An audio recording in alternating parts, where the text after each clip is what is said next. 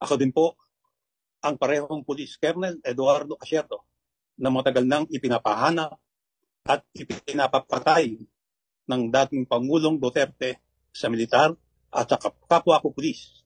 Pinapapatay po ako ni Duterte dahil natalisod ko at pinaimbestigahan ko sila Michael Yang at Alan Lim na malapit nilang kaibigan ni Senator Bongo. Magandang umaga po sa inyo lahat. Ako po si Police Colonel Eduardo Asierto. Ako po ay isang pulis na nanilbihan ng mahaba at tapat para tulungang masawata ang illegal na droga sa ating bansa. Matagal po akong naging anti-narcotics operative at natalaga po ako bilang Deputy Director ng PNP Anti-Illegal Drug Group at PNP Drug Enforcement Group. Ako din po ang parehong Police Colonel Eduardo Asierto na matagal nang ipinapahanap at ipinapapatay ng dating Pangulong Duterte sa militar at sa kapwa ko pulis. Pinapapatay po ako ni Duterte dahil natalisod ko at pinaimbestigahan ko sila Michael Yang at Alan Lim na malapit nilang kaibigan ni Senator Bongo. Ako po at kasamahan kong si Police Captain Lito Perote ang nakadiskubre ng mga illegal na aktibidad at gumawa ng report tungkol kay Michael Yang at Alan Lim, mga personalidad sa illegal na droga na laging nakikitang nakasama ni Pangulong Duterte at Senator Go. Yung kasamahan ko pong si Police Captain Perote ay dinukot po sa lobby ng isang hotel sa Bacolod ng 5 armadong kalalakihan na nakasuot ng bonnet at bulletproof vest. Meron din po silang mga lookout sa labas. Hindi na po makita hanggang ngayon si Perote at malamang patay na si Perote. Matagal na po akong natatakot para sa aking buhay dahil ako ay pinapapatay ni Duterte. Sila po ay maimpluwensya hanggang ngayon. Pero this has got to stop. Tapos na ang maliligayang araw ni Duterte, Bongo at Bato de la Rosa. Isama na rin natin si Aaron Aquino, si Oscar Albayalde at Wilkins Villanueva. Dapat na silang usigin ng batas. Dapat malaman ng tao ang kanilang kasamaan. Panahon na ng paniningil. Bibigyan linaw ko ang mga intelligence report ko. Ang dahilan kung bakit ako ginigipit ni Duterte. At bibigyan linaw ko din yung grade namin sa Davao noong gabi ng December 31, 2004. Hindi ko alam noon.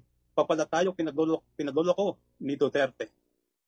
Ang utos pa nga ni Duterte ay sunugin ang Shabu Laboratory pero hindi ako pumayag. Bago po ako magpatuloy, gusto ko lang po din ilahad sa inyo na yung mga kasama ko sa trabaho na humarap sa Senate Blue Ribbon hearing.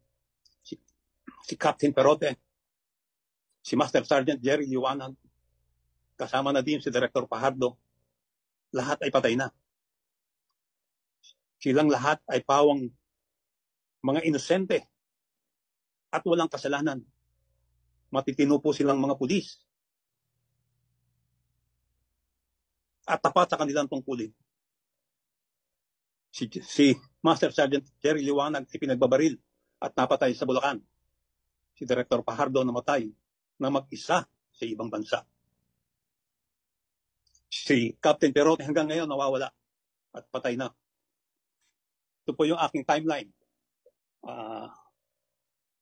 Sisimulan ko po ito dun sa December 31, 2004 kung saan ni-raid namin yung Shabu Laboratory sa Davao, sa Domoy. Nung panahon na yon, ang identified lang namin ay si Alan C.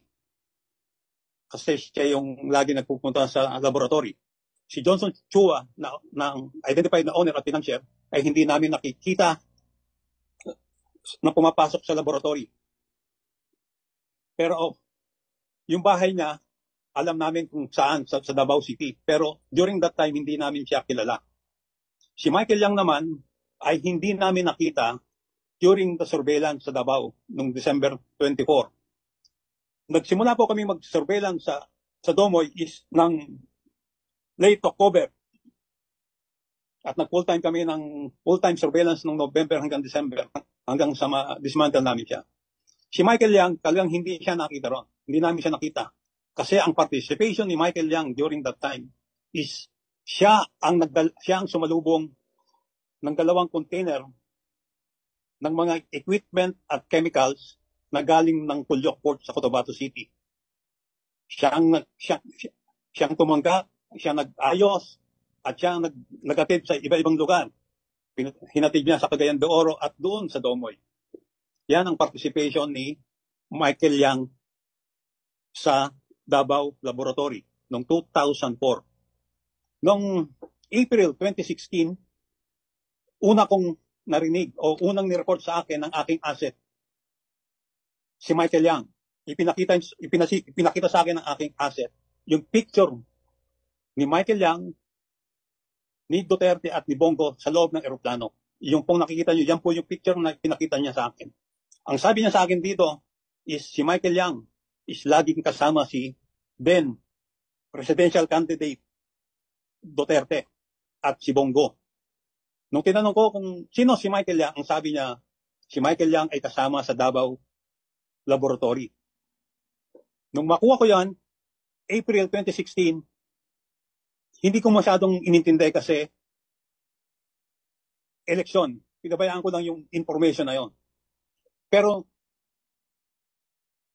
at kasama doon sa informasyon na binigay niya, is si Michael Yang ay kasama niya si Alan Lim lagi, o alias Ayong. Silang dalawa ang patuloy na nagtatrabaho sa illegal na droga. At sinabi rin niya na si Alan Lim o si Li Wenqiong o Wen Li Chen ay involved sa na-dismantle na Cebu Laboratory sa Cavite noong 2003. So ang ginawa ko is kumuha ko ng ebidensya. Ang ebidensya, ang nakuha ko nung November 2016, alam na ni Chief De La Rosa during that time na si Michael Yang at Alan Lim ay may involvement sa droga. At ang sabi niya noon is imbestigahan mabuti, kumuha ng ebidensya. So, naghanap na kami ng ebidensya, nakuha namin ang court record ni Alan Lim o Wen Li Chen sa Cavite RTC. Ito yung desisyon ng kanyang kaso sa Cavite RTC. Na-dismiss ang kaso niya dahil for failure to observe Section 21 ng mga pulis. At ang presiding judge during that time ay yung NBI director ngayon na si Judge Jaime Santiago. At during sa validation na ginawa ko, inutusan ko si Captain Perote na maghanap ng tao na pwede pang mag-validate doon sa impormasyon na binigay sa amin ng asset. So noong August 10 to 12, bumiyahe kami ni Captain Lito Perote sa Davao City at kinausap namin nung isang informante para matanong kung anong involvement ni Michael Yang sa Davao raid. Nakausap namin siya, pinakitahan namin siya ng mga pictures ng iba-ibang litrato ng Chinese at nung nire-review niya yung mga pictures, isa sa mga itinuro niya ay si Michael Yang. Pero ang sabi niya, Sir, yan si Dragon. Sabi ko, bakit Dragon ang tawag mo? Sir, may tattoo yan sa likod ng Dragon. Tapos, tinanong ko kung anong participation niya. Sabi niya, Sir, yan ang kumuha o tumanggap ng 2 container galing Pulyok ng mga equipment at chemicals para doon sa Domoy at yung iba dinala sa Cagayan de Oro. Sa huli, sinabihan namin yung informant na yon na patuloy na maghanap ng impormasyon tungkol kay Michael Yang. So, bumalik kami ng Maynila. Pagbalik namin sa Maynila, by September tumawag yung asset sa amin o tinawagan nila dito yung asset namin para tanungin kung ano yung na-discover niya. Ang sabi niya, Sir, si Michael Yang pala ay malapit kay Presidente Duterte Bongo. Nakakatakot naman yata itong pinagagawa ninyo. Sabi ko, huwag kang matakot, hindi man kita susunugin. So talagang na-confirm na si Michael Yang ay talagang malapit kay Presidente at kay Bongo. So gumawa na ako ng report. Ibinigay ko ang report ko noong September 2017 sa director ng Drug Enforcement Group para ibigay kay Chief PNP De La Rosa. Pero ito yung panahon ng Marawi siege. Hindi niya naibigay at siya ay na-relieve at ginawa siyang regional director ng ARM, ng BARD. So, ibinalik sa akin yung report. Hinawakan ko lang. Then, nung December 2017, nalaman ko na si Alan Lim ay iniimbestigahan din ng anti-kidnapping group dahil sa involvement sa kidnap or ransom ng mga Chinese sa mga Pogo. Ang report noon kay Alan Lim is alias Ayong. Kasi itong si Alan Lim, ang dami niyang pangalan. Si alias Ayong ay siya ang nagpapacilitate ng payment ng mga ransom. Parang umabot na sa 120 million yung napacilitate niyang payment. At nung mga second week ng December, nag-report ako, kinausap ko si General Cascolan at inireport ko sa kanya about yung aking report. Kasi sinabi ko sa kanya, mukhang hindi naman totoo yung war on drugs. Sabi niya, bakit? Kasi mayroong drug personality na malapit kay Presidente. Sinabi ko sa kanya na meron akong report at kinuha yung report ko. Ibinigay ko sa kanya the following day. Then, nung mga bago mag-Christmas, nalaman ni General Bato de la Rosa na meron akong report about Alan Lim. Ipinakuha niya yung report kay General Cascolan. So, alam na ni General Bato de la Rosa bago mag-Pasko ng 2017 ang report ko. Pero wala akong nalaman o wala siyang official na ginawa. Pero nakarating sa akin, mayroong nag-report sa akin na kinonfront ni Chief PNP Bato de la Rosa si Alan Lim. At umamin si Alan Lim sa kanya na siya yung nasa report ko. Siya yung involved sa Cavite Laboratory noong 2003. Nung makatapos niyang kausapin si Alan Lim, ay hinabol siya ni Michael Yang para kausapin tungkol kay Alan Lim na mayroong bit-bit na bag na punong-puno ng pera. Bago mag-New Year, nagbigay din ako ng report, the same intelligence report kay Director Pajardo para ibigay kay Director General Aaron Aquino. Noong January, first week of January, ipinatawag ako ni DG Aquino para i-discuss ko sa kanya ang report. Kung paano ko na-develop yung intelligence report, ano yung mga ebidensya, yung warrant, pati yung court record ni Alan Lim. At ikinuwento ko sa kanya yung ginawa ni Bato de la Rosa sa aking report. At ang sabi niya is, maniwala kang hindi niya tinanggap yun. Then, noong February 2018, command conference sa Cebu. Gabi, nung tinawagan ako, si DG Aquino, para informahan ako na naibigay niya na ang report ko kay Sap Bongo. At ang sabi niya is mag-prepare ako at kakausapin ako ni Bongo. Pero hindi ako kinausap ni Bongo. Walang nangyaring meeting. Nung walang nangyari, dun sa intelligence report, kinausap ko noong February si Senior Superintendent Vic Danao. At alam kong malapit siya kay Presidente na baka pwede siyang magpakita kay Presidente. Kasi ang feeling ko, hindi nakakarating kay Presidente yung report ko. Binigay ko sa kanya yung report, sinabi ko sa kanya yung tattoo, yung dragon tattoo ni Michael Yang. At ang sabi niya is, oo sir, meron ng tattoo yan sa likod. Inamin niya na may tattoo si Michael Yang sa likod. Pero wala rin nangyari. Walang feedback sa akin si Vic Danao. Lumipas ang panahon, umabot ng naupo si General Albayalde. Noong May 2018, nakipag-meeting ako kay General Albayalde. Ibinigay ko ang report ko. Ang sabi pa niya, ako, meron ba akong picture dyan? Sabi ko, wala sir. Si Sabato lang ang meron. Pero wala rin nangyari, walang aksyon ako narinig. September 26, I was invited sa Senate Blue Ribbon hearing tungkol sa magnetic lifter. October 9, 2018, ito yung araw na ibinigay ko kay Senator Gordon yung report ko na hindi niya inaksyonan o tinago niya. Mas ginamit niya yung white paper na galing sa Malacanang na merong link diagram ang aking team.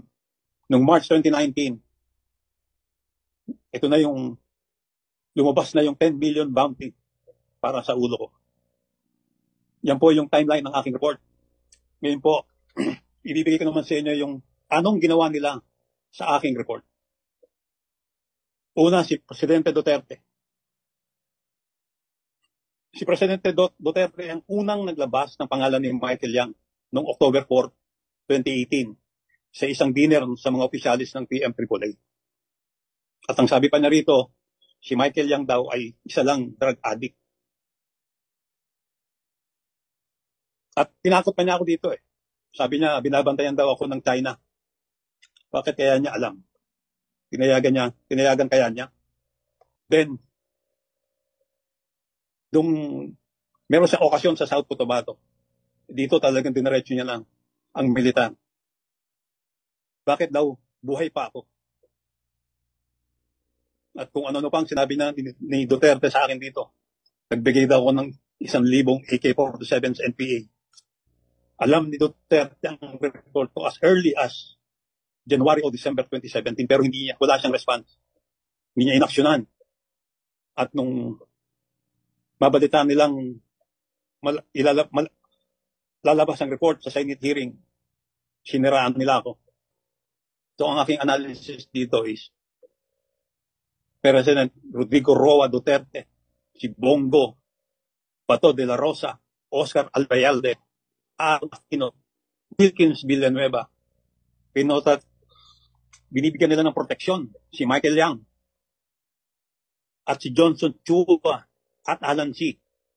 2004 pa lang, protected na pala itong sila Michael Yang at si Johnson Chua. Hindi malayo nakilala rin ni Presidente Duterte at Bongo itong si Johnson Chua at si Alan C. At ngayong 2016 at hanggang ngayon, ang partner ngayon ni Michael Yang ay si Alan Lim o si Lee Wenxiong na involved doon sa drug bust sa Cavite. Inimbestigahan ng AKG. At ngayon, lumalabas na involved sa droga, sa pogo at parmali. Ito yung mga taong pinotektahan nila. Therefore, Rodrigo Roa Duterte, Bongo, Bato de la Rosa are protecting and are integral to the security of the illegal drug network operating in the country. They allow the entry of large volume of illegal drugs through our ports and supported the syndicates by defending them, targeting those that goes against them and play dumb to true justice. These are my facts based on my personal experiences, information gathered, and assessment as an experienced anti-narcotic operator for 2 decades. To the long gray line. Alam kong gusto nyong i-challenge ako. Ang sagot ko sa inyo, all right, sir. Maraming salamat po, Mr. Chairman.